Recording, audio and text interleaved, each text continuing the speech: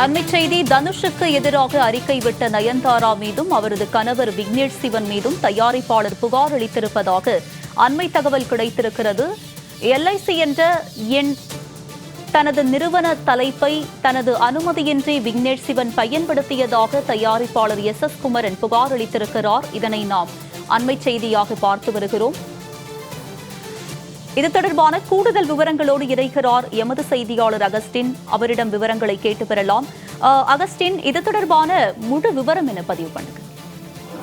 வணக்கம்மா. இது நடிகை நயன்தாரா தனுஷ் மீது அவருடைய ஆவண திரைப்படத்திற்கு தனுஷ் அனுமதி அளிக்கவில்லை என்று ஒரு மிகப்பெரிய கண்டனம் தெரிவிக்கின்றார். இந்த நிலையில் தயாரிப்பாளரும் இயக்குநருமான எஸ் குமரன் கடந்த ஆண்டு அவருடைய நிறுவனத்தின் பேரில் இருந்த எல்ஐசி என்ற நிறுவனத்தின் பெயரை அவருடைய அனுமதி இல்லாமல் இயக்குநர் விக்னேஷ் சிவன் பயன்படுத்தியதாக சொல்லி புகார் அறிக்கை வெளியிட்டார். அந்த அறிக்கையில் 3 வினாடி காட்சிக்காக நஷ்டஈடு கேட்டு தனுஷ் அவர்கள் மீது வழக்கு தொடர்ந்ததற்காக வெகுண்டு எழுந்த நீங்கள் கடந்த ஆண்டு எல்ஐசி என்ற தலைப்பை விக்னேஷ் சிவன் எனது அனுமதி இல்லாமல் பயன்படுத்திய அறிந்திருப்பீர்கள்.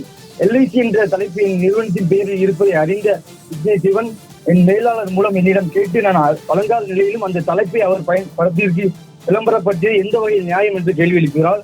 அது மட்டும் இல்லாமல் என் கதைக்கும் அந்த தலைப்பிற்கும் பிரிக்க முடியாத ஒற்றுமை இருப்பதால் எல்ஐசி என்ற தலைப்பை வழங்க முடியாத சூழல் இருக்கிறது என்று நேர்முறையான முறையில் பதில் அளித்து அதிகார தன்மையுடனும் அதே தலைப்பை தன் படத்திற்கு விக்னேஷ் சிவன் வைக்கிறார் என்றால் முன்னால் என்ன பண்ண முடியும் என்ற அதிகார நிலை தானே காரணமாக இருக்க முடியும்.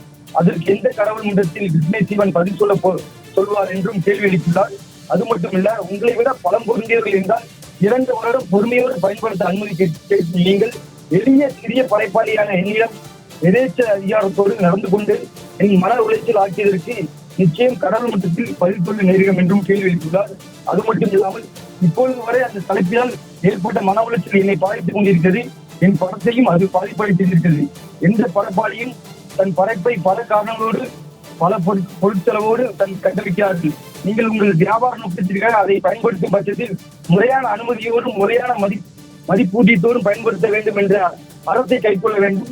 நீங்கள் இங்கு எதையும் இலவசமாக செய்யவில்லை. உங்கள் படைப்புகளை மட்டும் இலவசமாக பயன்படுத்திக் கொள்ள முயற்சிப்பதன் மூலம் படைப்புலகத்திற்கு மிக மோசமான வழிகாட்டியாக நீங்களும் உங்கள் கணவரும் இனங்காட்டப்படுவீர்கள் என்பதை நினைவில் கொள்கிற காட்டுமாக நடிகை நயன்தாராவையும் இயக்குநர் விக்னேஷ் சிவனையும் விமர்சித்துள்ளார் படைப்பாளியாக இயக்குநரும் தயாரிப்பாளருமான எஸ் குமரன். உங்களுடைய விவரங்களுக்கு நன்றி தேவ அகஸ்டின்.